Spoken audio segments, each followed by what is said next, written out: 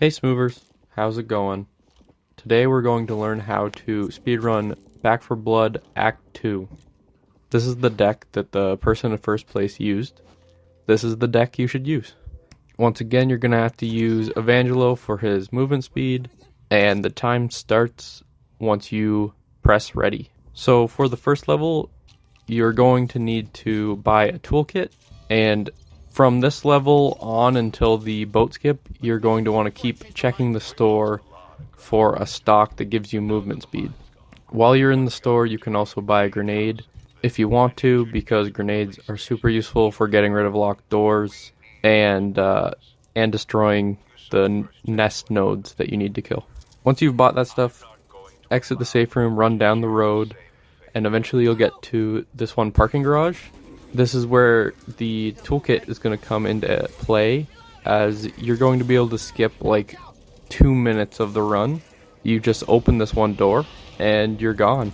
Normally you have to kill 2 sets of mini nodes and then the large one to go up a level and then exit, but with this toolkit you just skip all that. It's really easy. The only problem is there's RNG with whether this door will spawn or not. So if it doesn't, that's a reset. You're probably not going to get the record if you don't use this skip. But luckily, it's towards the start of the run, so it doesn't really matter. After you exit the parking garage, you climb this ladder here, and this is where another skip is going to happen, where you jump from this scaffolding to the one on the other house. This saves you around 10 seconds, I would think. It's definitely important to do this skip as well. After you jump to the next house, you run to this building where you have to go through 3 doors, and all of which can be locked. Definitely shoot them as you come up to them. A grenade could come in handy here. After that, you just run to the safe room. In the next level, you're going to be heading into the police station. The front door is always locked, so shoot it down as you approach it. For this level, you're going to be killing 3 nests looking for a hand. The hand will always spawn on the 3rd nest, so it doesn't matter what order you do it in. The fastest way seems to be skipping the one inside the police station and running at the back to kill the other 2 first. As you're running at the back of the police station, there can be the mini nodes spawning here, so kill those as you leave. You should be heading to the ones in the back left here. It is random how many mini node sets spawn. There can be 3 or 2. And it's random where they will spawn, but it's not too hard finding them and killing them quickly. You can use a grenade again to speed up the process, just throwing them at either the set of mini ones or the large one. I did notice that the ones that are up this ladder, you can actually shoot through the one window. So if you see them spawn up there, leave them for last and shoot them through the window if you have better aim than me, and that'll be a time save. The nodes in this level are different from ones in previous levels, in that they spawn back quickly after you kill one set. There is no downtime for you waiting to kill the next set, so be as quick as possible getting to all of them. After you destroy the 3rd one in the police station, a hand will spawn and you use that to scan the door and end the level. In pipe cleaners, you will definitely need a toolkit, so buy that if you use the first one and don't have one. Once you enter the sewers, sprint until you get to this door, shoot it down. It's always locked as far as I know. On the other side is a button. Press the button and you will need to wait for 10 seconds until this one big door opens. As it's opening, crouch so you can go through it faster and run to the right.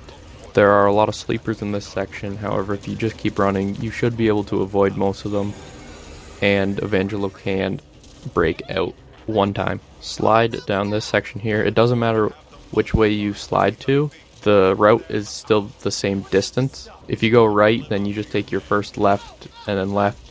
If you slide left, you take right then right. You know, it's the same distance, so it doesn't matter. This is where the toolkit comes into play again.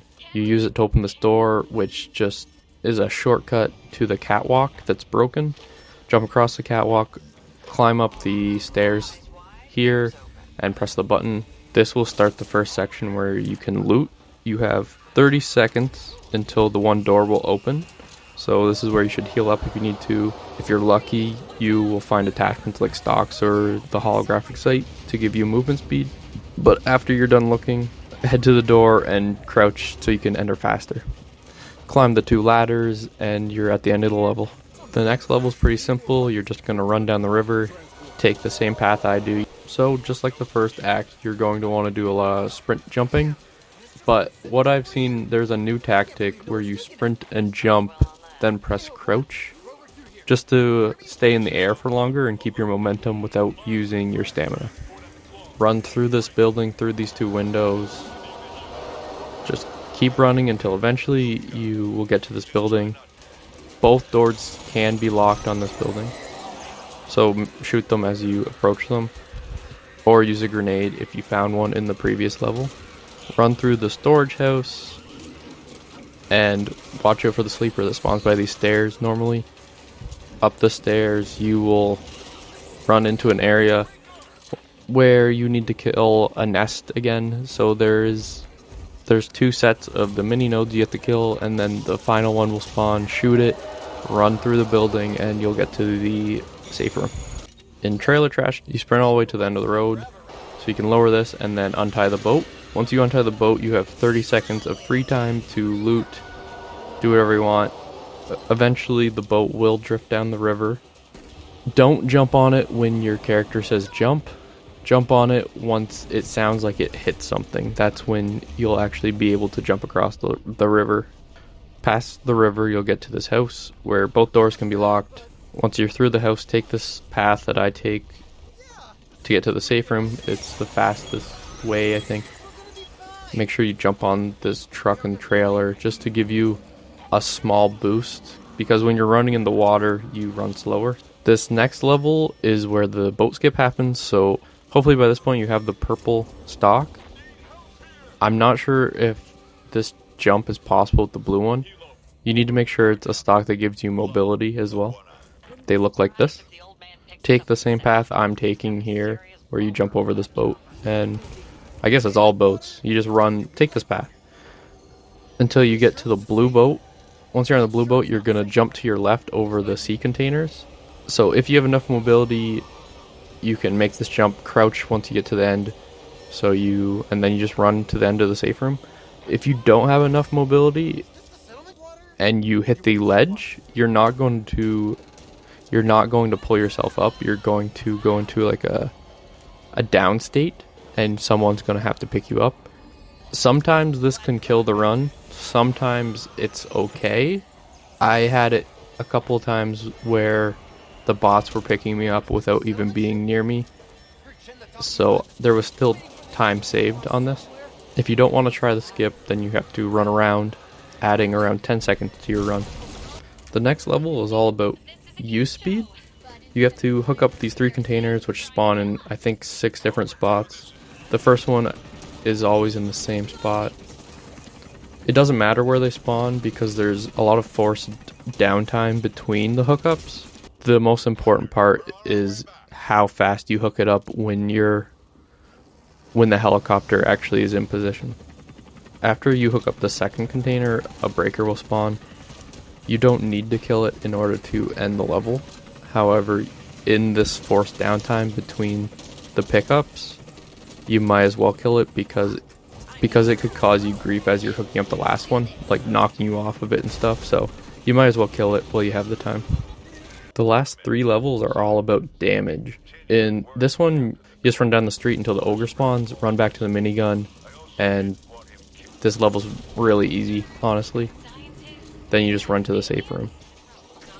In the next one, you have to kill an ogre and a breaker. At this point, you should be looking at switching your main gun for something that does more damage, because sometimes this level has a minigun that spawns in that you can use, which is awesome because it saves you a lot of time. However, sometimes it doesn't spawn, and the Uzi doesn't really put out that much damage. There is a few that spawn on this level in this one area here. You just need something that does a lot of damage because these final levels, that's all you're going to be doing. After you kill the ogre and the breaker, run to this safe room and this level's over. On the last level, you need to loop around the church and kill the 5 screamers. Once the 5 screamers are dead, 2 breakers will spawn. Once the second breaker's health gets to 0, the speedrun is done. If you like Back 4 Blood, this is definitely a fun speedrun to do. It only takes around 22 minutes to do as well. Like this if it was useful, subscribe if you want to, and have a good one. You know it!